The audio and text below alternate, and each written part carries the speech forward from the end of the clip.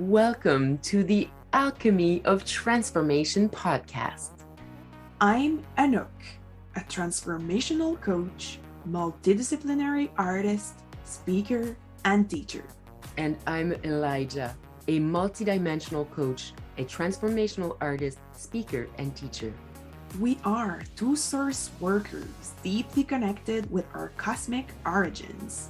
We are all about incarnating our higher purpose into our lives and helping others do the same. In our discussions, we will share our favorite pieces of wisdom and tools that we personally use to stay aligned and get the best out of ourselves. We hope that you are as excited as we are to deeply explore the mysteries of the multiverse. Are you ready? Let's dive. Hey, salut Anouk, how are you doing? Hi, Elijah. I am glad to have this conversation with you as usual. A little bit slow, feeling this like my moon time approaching and my body asking for slowing down a little bit, but still happy. Yeah. What about you? Good. Yeah, I'm good. I'm happy.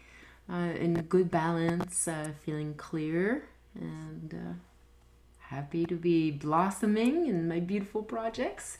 Like this conversation with you. Mm-hmm.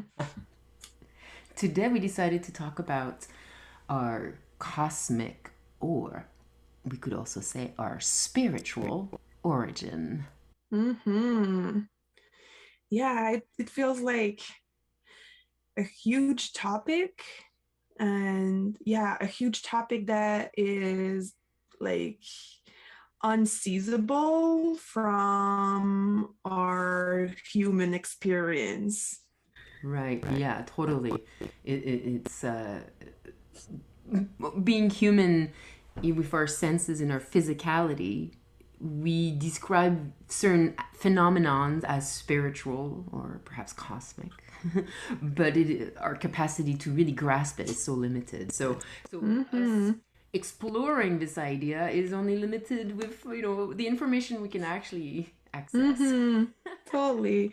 And at the same time, I mean, we have access to the whole. We have access to infinite wisdom, infinite intelligence, and there's definitely subtle senses that allow us to tune into God. So, To source and mm-hmm. um, I there's this saying that I've heard you paraphrase in a different way, but there's this saying that I love, and I think it's a great way to begin the subject. Is oh my god, your puppy is so cute! Stop doing that. It's hard to stay focused. You should see Anouk's puppy. It's just so cute. The puppy was yawning. I guess everybody's chilling at your place. Yeah, like tune in into what I am broadcasting. Right. Well, I was gonna say, are we humans having a spiritual experience, or are we spirits having a human experience? Mm-hmm. I mean, we know each other, it's no secret. And if we gave the title spiritual origin, it's that we certainly have a bias or a privileged point of view. So we both adhere to a spiritual origin. So being first the spirit and then having a physical experience. Yeah, well put. A privileged experience, right? I think I do believe I am a spiritual being having a human experience.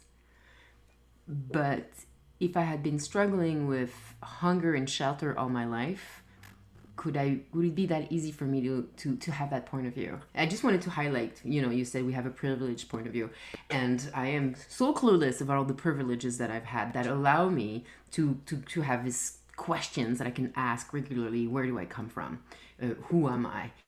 And to have the leisure to inquire internally and perhaps receive some information.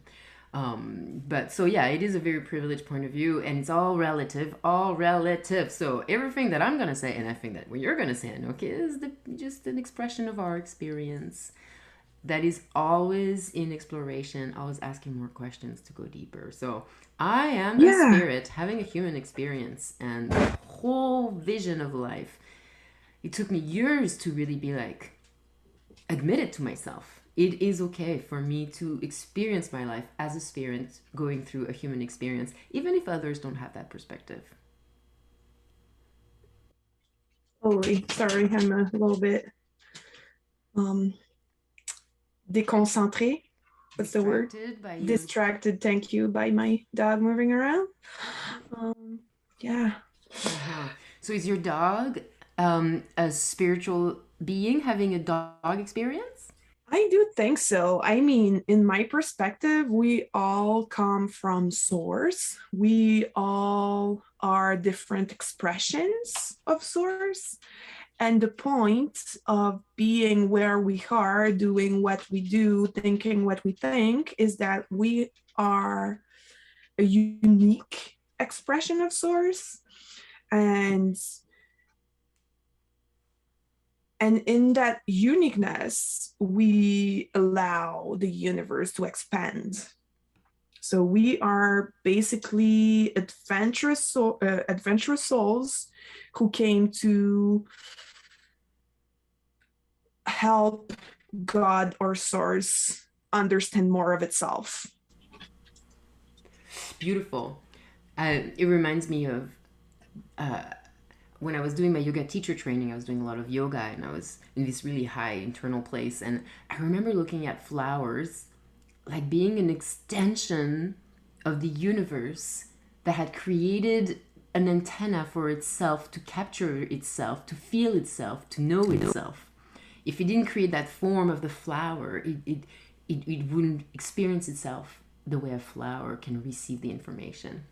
And to visualize, to imagine all of the forms that exist are an extension of the universe itself exploring and experiencing itself, just trial and error and testing and having fun. And yeah, and you just reminded me also that I created this play called Cosmic Origin, and in that little play, it's so much about that, how Gaia, the earth, is this beautiful multidimensional being with all of these forms and shapes and creatures for spirit to come and incarnate. Um, and I, yeah, it is kind of the vision that I have. That form, that physicality is a container for a more etheric form of consciousness to inhabit for a moment in physicality and experience physicality. But that physicality is somewhat finite. It will change and will shift, so there will be a sort of death of a body, but that the etheric aspect that is within it resides. So for me, Mm-hmm. automatically, like talking, speaking, imagining it this way brings a sense of reincarnation. But the incarnation is not necessarily human, it can be of any body. Yeah. Uh-huh. And as you were talking, I was wondering or asking myself, I mean, I already have an idea of like how to answer my question, but here it is. Um, how the limited perspective of a physical body um, is of service. Do you get it? Like, why is it necessary to inhabit a physical, like a limited physical body in order to contribute to the expansion of the universe? Um, I have an answer that pops up. It's my answer, Mm-hmm. but it's it's this sense that um in the incarnate there's in the incarnation in the body there's this more ethereal aspect that comes down, but it's a part of something bigger that comes down, and that something bigger has a bigger sense of unification and therefore has less contrast, has less definition of opposites. It is all more available. And the higher we Mm-hmm. go, the more there's this oneness and this unity, and the less there's distinction and precision of one specific point, you know. So my body is different than my dog's body. Our eyes don't capture the same wavelengths, and we don't see the world in the same way. And neither of us have the real version. We have the version that we're capturing at that moment. And I'm receiving that specific type of information, and with time my ancestors organized that information into language and systems and blah blah blah blah blah. And now when I come as a human, I don't just come with my senses, but I also come with my ancestors organization of the information that comes with his senses. So why would spirit come down into these very precise avatars? It's like a game, right? Mm-hmm. I'm gonna download an avatar that has this vision, these capacities, these karma, these troubles, these strengths, and I'm gonna go and play. And then wow, you know, I think there's so many different reasons why we would come down and play. Mm-hmm. It can be very for my own purpose, my own development as a soul, or maybe it's for the development of a bigger collective, right? Like there's so many reasons why we would come down and incarnate. So, uh, yeah, what is the purpose? Why would we do that? I think in the end, there's no real purpose. I think it's a potent. I don't know. Yeah. Mm-hmm. But what I hear from your answer is that by experiencing limitation, it therefore creates a sense of possibility. Because I experience the dark, I can see the light. So by this limited contrasting experience, it's through our limitations that we can um, dream and ask for more. Yeah. Yeah. And also, um, you know, I don't know if you've heard of this, but I like to play with this idea that out of source came these rays, and these rays had a very specific frequency, each of them. And out of these rays, densification happens, and these bodies take form, and more collectives take form. And but so, say I feel like I come from the ray blue, which is expression, and so I'm imagining myself on a higher level beyond Elijah, beyond my higher self, beyond my oversoul, and I'm just a ray of blue light, and I'm densificationing I'm densifying I'm densifying, and then I come into the different possibility, like we've said in another episode, that it's like on a higher level, it's like with these plants that are coming with these different flowers. Each flower is part of the same plant. I'm a flower. As Elijah, I'm a human, and I'm the flower of the bigger soul. And if this soul, oversoul, is experiencing what is it to be with expression? What is it to be expressive? What is it to be the ray blue? And so maybe in a lifetime I'm experiencing the capacity to be really good in social media and express myself. Maybe in a reality I'm expressing a timeline where there's no room for communication or self-expression and liberty of expression. And so maybe on a higher level there's a me who's experiencing all of the possibilities of what it is to be the ray blue of expression. And down here, I am just me experiencing this very precise experience of what it is to be able to express or not be able to express, to have the strength or the limitations, or, right? Like, so I think that there's a deep love for experiencing. Mm-hmm. beyond good and bad, pleasurable or pleasant. Yeah, it's life seeking for more life, for more expressions of life. Yeah, like a bacteria, like Mm-hmm. a mushroom, a mycelium. It makes me think of the fractal aspect that we can imagine the universe being, you know? This one movement that turns it into itself, fractally creating all of these potential experiences within themselves, Mm-hmm. within themselves, within themselves, within themselves, within themselves. Mm-hmm. So yeah, I mean, woo, big rabbit hole right there.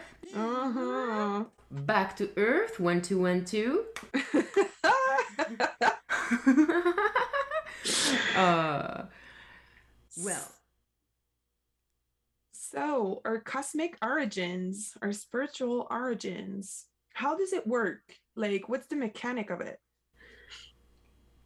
and what do you mean? Because even on our physical level, our body is made of material that potentially comes from the stars and the cosmos. So, can you make your question more precise?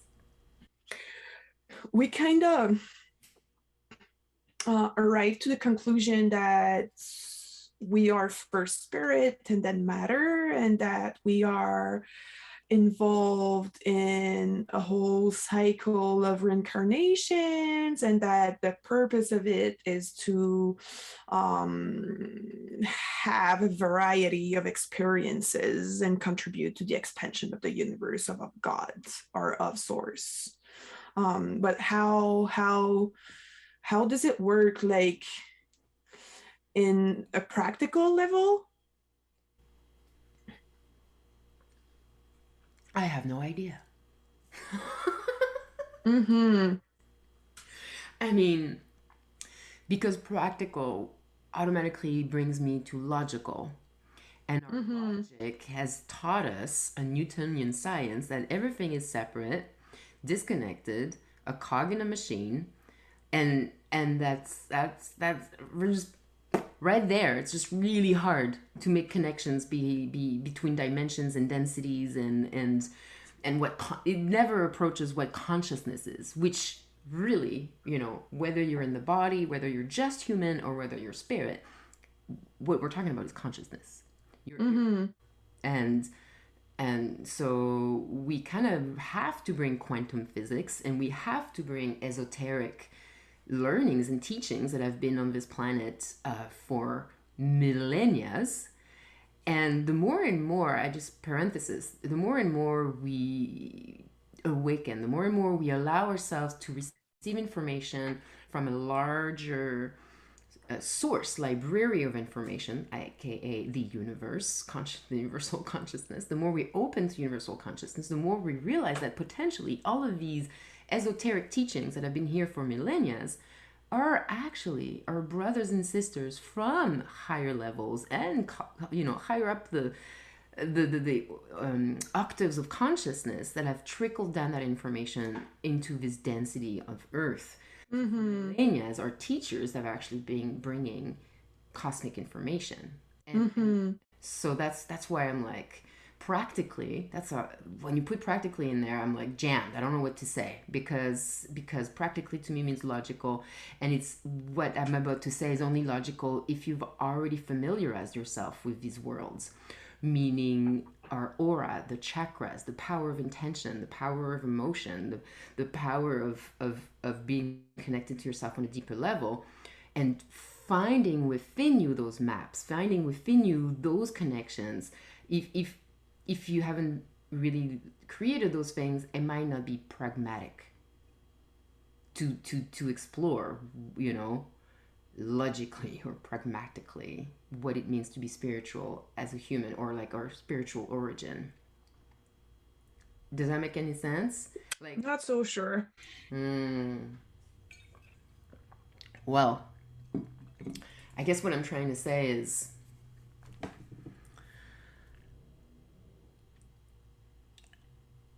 I think that spiritual experience is so relative to each of us. Mm-hmm. that we can't prove our cosmic origin to anyone. We can Mm-hmm. invite people to tap within and find their own answer. Mm-hmm. Yeah, and it's what it is all about. It's about developing this unique perspective because there's no point of having two times the exact same experience. Since once you've experienced it once, it's it's now part of the universal library. So it's always about this unique combination of factors that makes every now moment what it is and unique. But my questions was mostly about like not to not to grasp it on a mind level or mental level, but there's definitely some laws or some ways that it all work. Like I didn't just appear in that body out of the sudden. Do you get what I mean? Um, yeah, I think I do. Mm-hmm. I do know what you mean. I think my difficulty in answering is that I feel that from our quote unquote limited place right now, I can only speak right now in English with a Mm-hmm. vocabulary and a language that people can Mm-hmm. understand. Mm-hmm. But say like I have this esoteric influence from Asia, the Hinduism and yoga. But some people might be more Jewish with the Kabbalah, and some people might be more Islam, and right, and so everyone will have their own language for Mm-hmm. the higher force, Mm-hmm. for the higher self, for the inner guidance. Like there'll be all of these different maps, and I don't think any of them are better, right? It's you have to Mm-hmm. choose one or the multiples that support the way we get it, right? And for me, now that I've said that, I've clarified that this is just my maps, I find them very powerful. But so I do think that we how does it work? Well, we do have a physical body that is grown in a human, right? But there is a whole other aspect of us that is much larger on a soul level and higher than that on the oversoul level. And so to come into a birth, there's a lot of decisions into why we're incarnating and what vehicle, what body, what's our ancestral lineages, and what's our karma. Like, there's all of these um, alignments that are done Mm-hmm. for us to come into the physical body of that particularity with these particularities. Um, So we yeah. could say that there's a non-physical part of us that we could call our soul Sure. that that has a whole bunch of different interactions on a non-physical level and that is committed to to this exploration work and Yeah. through past lives and also in relationship to our soul family and maybe specific maybe not mission but purpose. There was a plan for our current incarnation. Yeah, that's the way I see it totally. Mm-hmm. And I've also been exploring in the last couple of years the language around densities and dimensions. And Mm-hmm. and what you mentioned to me resonates a lot with the idea of the astral level, the fourth dimension, where we it's more like the place where we can the fourth dimension is kind of the place of times, the dimension of time. We can go anywhere on the timeline, really, on any world. But the timeline of Earth, for example, if we're playing at incarnating around Earth, um, I see the astral plane where all of our different selves exist. Mm-hmm. But when we go on the fifth dimension, I feel there we enter the part of ourself that is beyond time, that has access to all the wisdom from all of our mistakes, from all of our bodies that have taken incarnation in the fourth level astral into different specific bodies in 3D, in a mortal body, a 3D body that has a life and a death, a physical thing, right? And so there's all of these physical moments that we've taken birth. And so our self on the fifth dimension has access to all of the information from there. And so I do think that we can access our fifth level self. The more we work on our ego, bringing our ego from the third dimension to the fourth dimension, and then going beyond what's right and wrong, because I think the fourth dimension is very much about exploring duality, you know. What is it to be free or not free, to be good or not good, to create pain or pleasure? I think that's where we go. But on the fifth dimension, it doesn't that it, we don't run away from pain, we don't go towards love. I think on the fifth dimension, we've gotten that information. We are wisdom and compassion sitting together because we've learned from everything on the fourth dimension.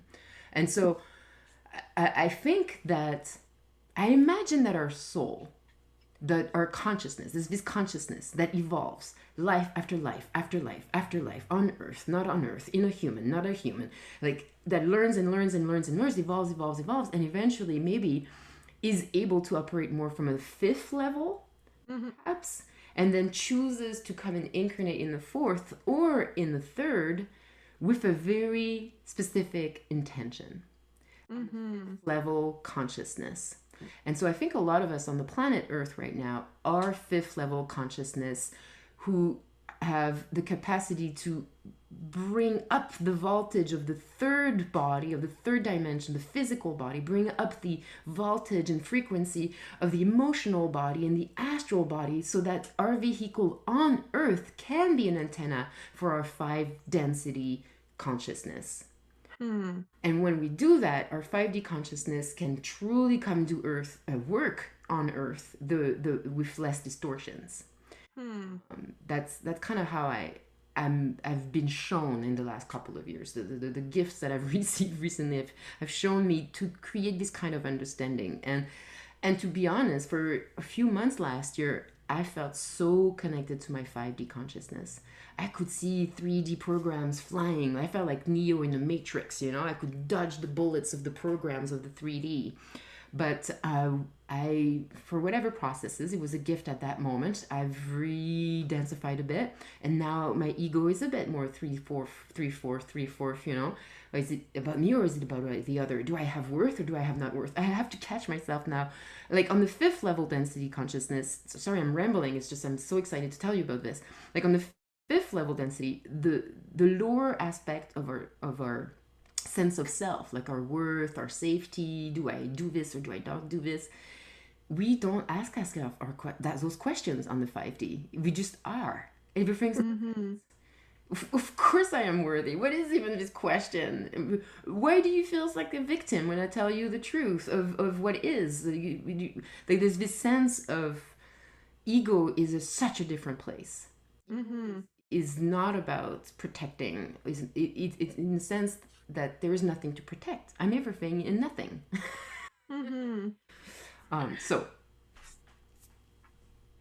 Yeah, and yeah, what I get about what you're saying is also that there's no like best dimension or level of density. There's just different level of experience that allow us to contribute to this collective quest of knowledge. And yeah, and as you were talking, I connected with our different religious traditions, and lots of them are kind of stuck in a third like 3D way of thinking, which is like very about good or bad or right or wrong. And like they are propagating the idea that there is certain thing that we do that are spiritual and other thing that are not spiritual, but ultimately everything is spiritual, and even the like most evil or awful experience that we can have serve a purpose of expansion. Of learning, yeah, yeah, yeah, yeah. It's it's it's so liberating to deeply connect with the importance of suffering, the inevitability of the pains and pleasures of duality, like to really come to a place where you get it. It's freaking inevitable. And so when shit comes at you, you're like, yeah, it's life. Like it's no more of his drama that, creates all of his personality action in the field, and then like just distorts a bit of what's going on, adds to what's going on, makes it heavier, and actually makes it more than what it could just be. And I think just it allows for me to for the ego to relax. If I Mm-hmm. can tap into that aspect of me that is like, oh yeah, shit happens. So do good things. And it's all like playing a purpose beyond what I can even acknowledge right now. And being really at peace with, like, I don't know everything and it's beyond me. And this too shall pass. Like, it's just like Mm-hmm. one yet another experience. It's so liberating. So liberating. Yeah. Hmm. Yeah, so there's nothing like by essence, there's nothing right or wrong. But what I hear is that we can get caught into the realm of consciousness that we are experiencing right now, and that really identify with our ego, which allows us to navigate in that 3D world, which is, again, nor bad or wrong, good or bad or right or wrong, but just one perspective and one level of consciousness that is constantly sending feedback to other higher level of consciousness. And by higher, I don't mean better, just another perspective, another angle. Yeah. And And it is as valuable as God itself, because we are all extensions of God, and we were all created by God, and we all serve its purpose. I'm 100% in agreement with what you're saying, and I want to add so much more. Like, Please do. but it's not going to be pretty. Like what I'm about to say is kind of like disturbing, I think. But anyway, so Let's go for the truth. let's do this. Um, so like yes, it is all God experiencing itself and the universe experiencing itself, and it's all serving to a certain degree. However, there are relationships and there are loops in our lives that we could avoid just by knowledge, just by taking the time to become aware of certain things. I'm gonna I and so if we are, and the way, so as we are, I'm gonna take position in my perspective, as we are souls, beings, entities, consciousness who takes form for a moment, a human in a timeline, in a specific time, and then dying, and then the soul leaves, and then the soul has decides to do it again or to do something else. If during my time as a body incarnated, my ego was very, very attached to my human experience. And in my society, I was taught that after death, when the body dies, I die. And perhaps I had a religion that told me that I needed to do certain things well. And then if I did them well, I might have a reward after my body dies. Or I might have punishment after my body dies. So if the ego was taught this, because then everybody on earth can be taught anything, but the egos that were taught things like this, I think imprints the soul to some degree, an aspect of the Mm-hmm. soul. And when they die, are they able to go higher up in consciousness, or are they in a bit of a loop of the entity of the egregore, the mass intelligence that centuries after centuries has created these societies that said that this is what happens after death. And like when we die and our ego has these thoughts, oh, if I, and then I self-judge myself, oh, I did not do the things that I was supposed to do, I am probably going to be punished. And then we die, we don't necessarily lift off really high, and then we're brought back down into another life, and Mm. we are again and so this is a bit dark. Hopefully it's not that bad, but I do think that there are spiritual gangs. There are spiritual gangs that try to keep you in their loop. Mm-hmm.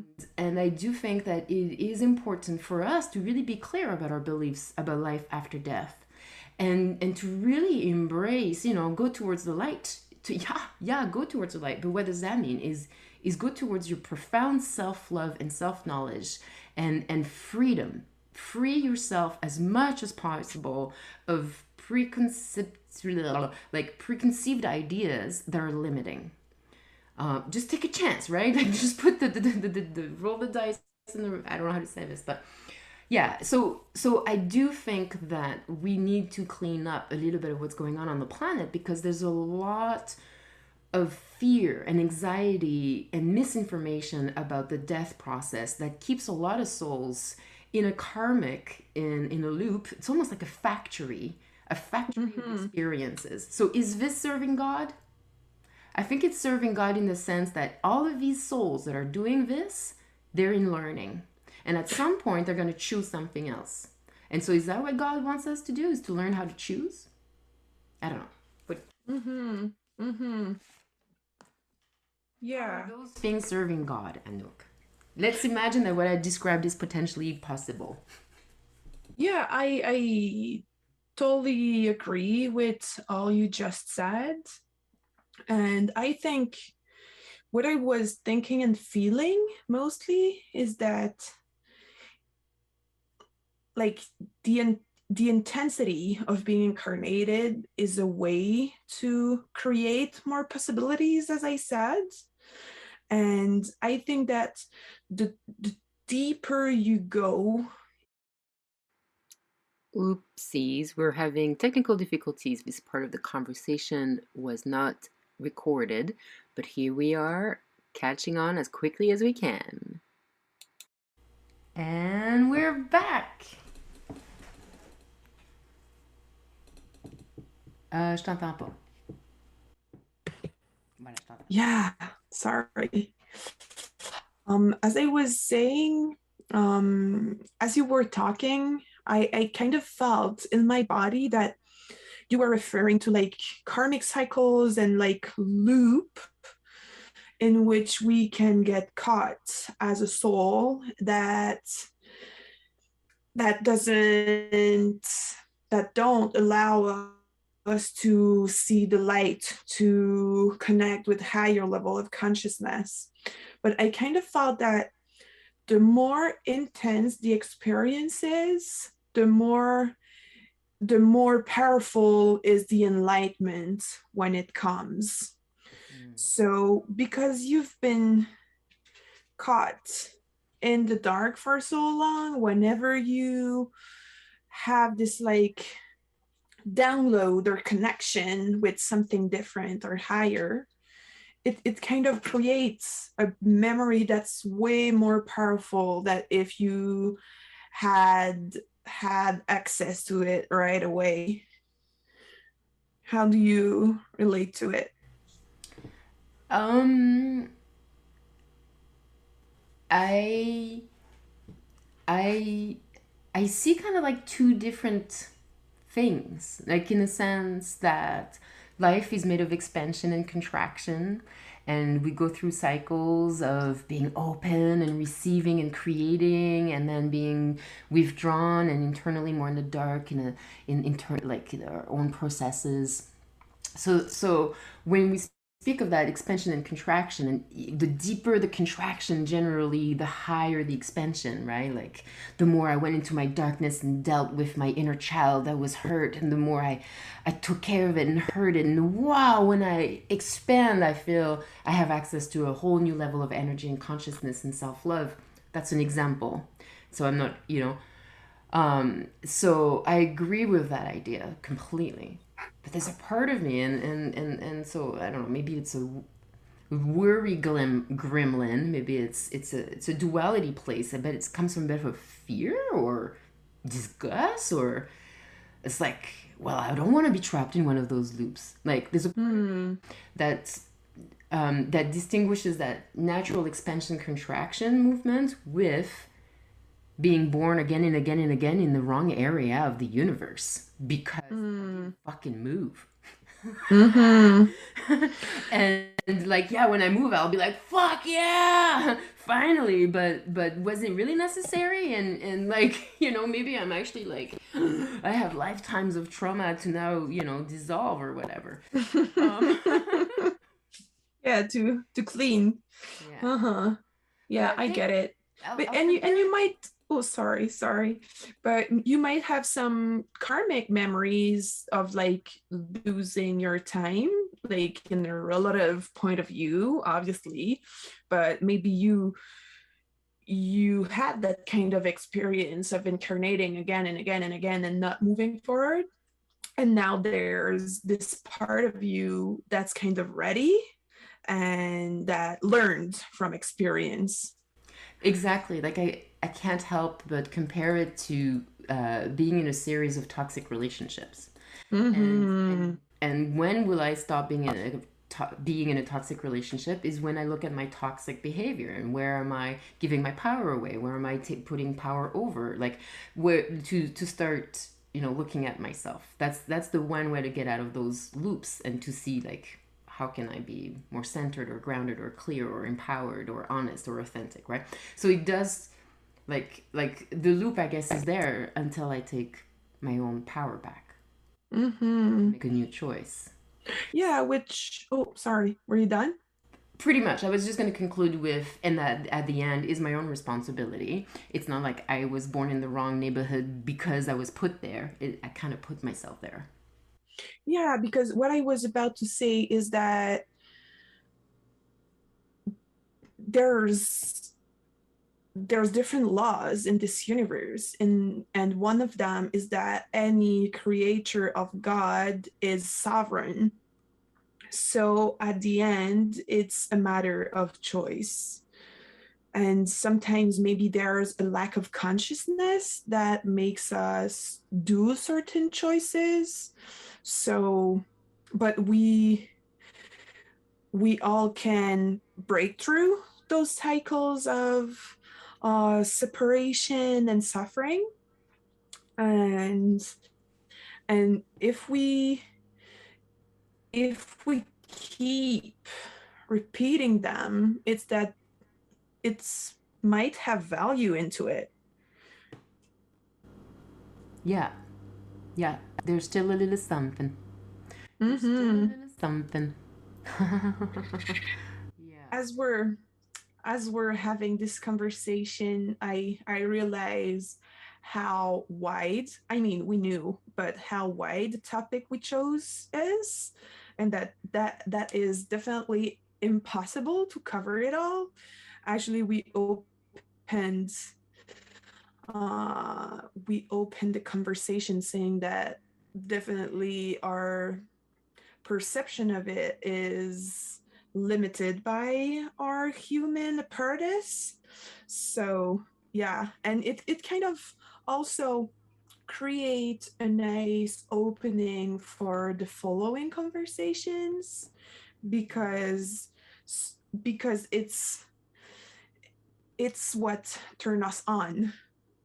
Right. So, and yeah, like open this beautiful playground to keep like having reflection and going in more details into some parts of that conversation. So yeah, Mm. it feels like an exciting opening for me.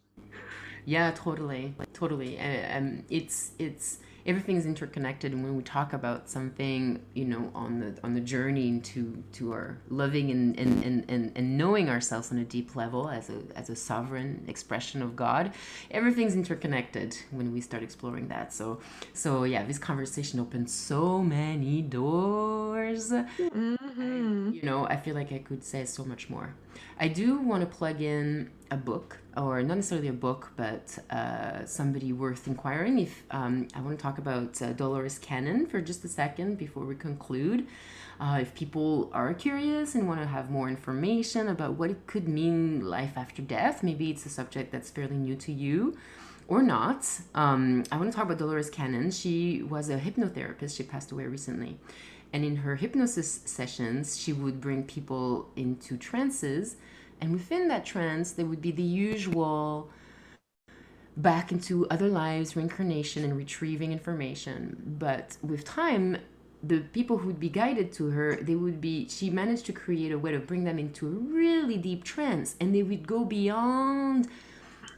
into memories that were beyond being a human, and they would remember other planets and other dimensions or different types of bodies. And so it's a really interesting book to listen to. It really can offer our mind room for imagination and expanding what it could be to be consciousness in different bodies.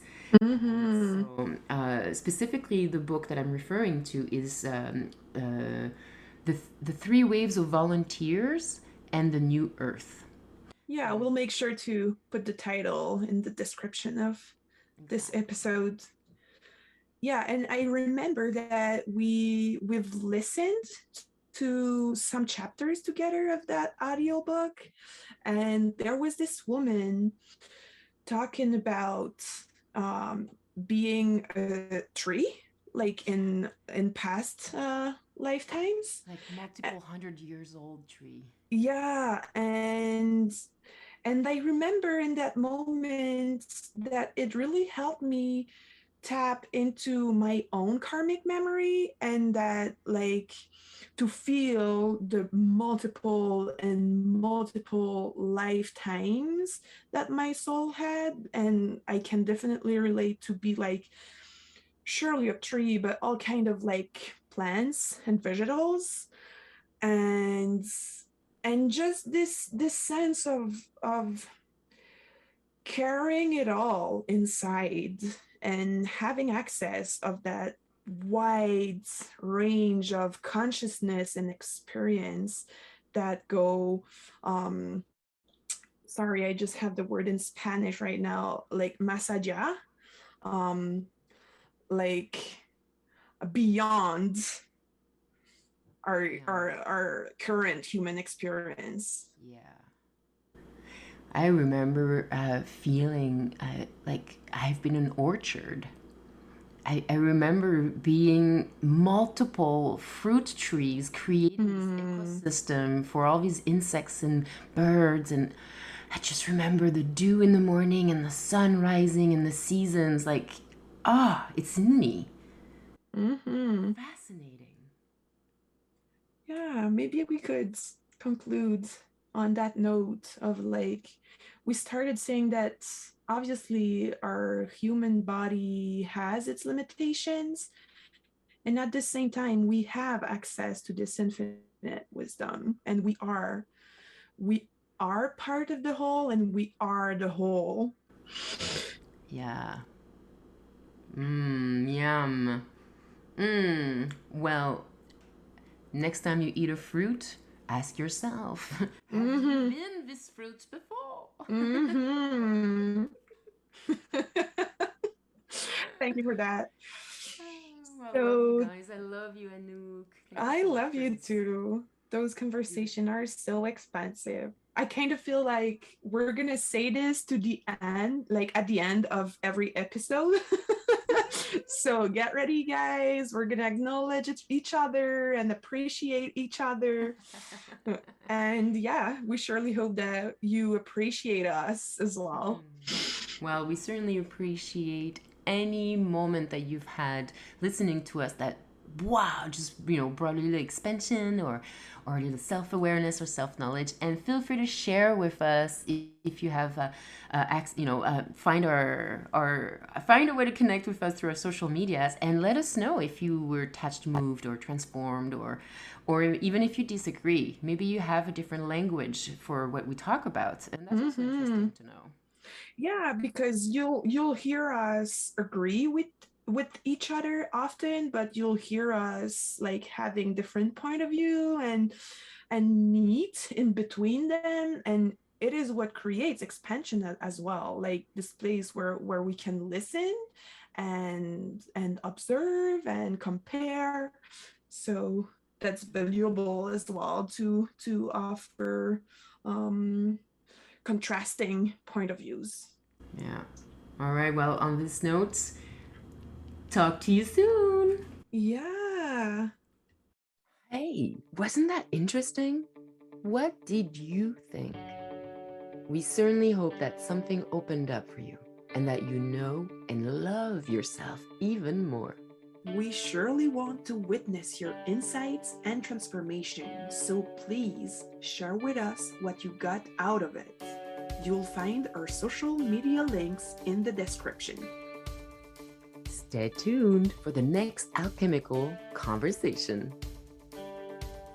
Take care, beautiful star being.